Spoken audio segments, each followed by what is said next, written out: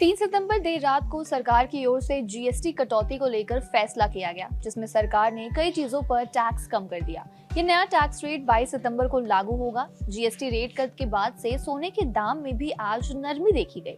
10 ग्राम सोने के भाव में सुबह 10:19 पर 1239 रुपए की गिरावट दर्ज की गई। सुबह 10 बजे सोने का भाव 1,05,956 रुपए प्रति 10 ग्राम चल रहा है।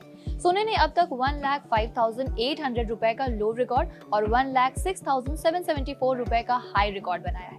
सोना 1,07,195 रुपए प्रति 10 ग्राम पर क्लोज हुआ। कल शाम को इब्जा में 10 ग्राम सोने का भाव 1,06,020 रुपए दर्ज किया गया।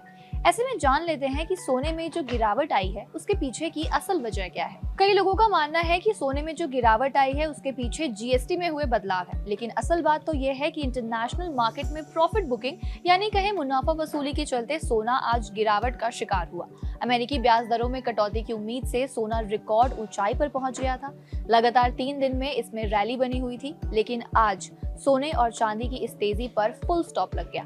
इंटरनेशनल मार्केट से लेकर मल्टी कमोडिटी एक्सचेंज यानी एमसीएक्स दोनों में सोने की कीमतों में आज गिरावट देखने को मिली। गुरुवार को इंटरनेशनल मार्केट में गोल्ड स्पॉट 0.4% लुढ़ककर $3,526.75 प्रति ऑन्स पर पहुंच गया। बात करें चांदी की तो चांदी की कीमत में 523 रुपए प्रति 10 ग्राम की गिरावट दर्ज की गई है। सुबह 10:30 बजे के करीब चांदी का भाव 1,22,945 रुपए दर्ज किया गया। चांदी ने अब तक 1,22,193 रुपए का रिकॉर्ड लो और 1,22,945 रुपए का हाई रिकॉर्ड बनाया है। चांदी 1,23,468 रुपए प्रति 10 ग्राम पर क्लोज हुआ है। कल शाम को इब्जा में 10 ग्राम चांदी का भाव 1,22,833 रुपए चल रहा था। भोपाल और इंदौर में आज सोने का भाव सबसे ज्यादा है, वहीं रायपुर में सोने का दाम सबसे कम है।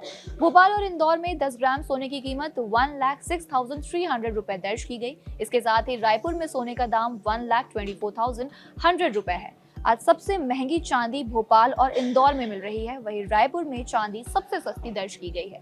गिरावट के इस माहौल में एक्सपर्ट्स का सुझाव है कि ट्रेडर्स और इन्वेस्टर्स को कुछ मुनाफा वसूली करनी चाहिए और नए सौदे करने के लिए सोने की कीमतों में और गिरावट का इंतजार करना चाहिए।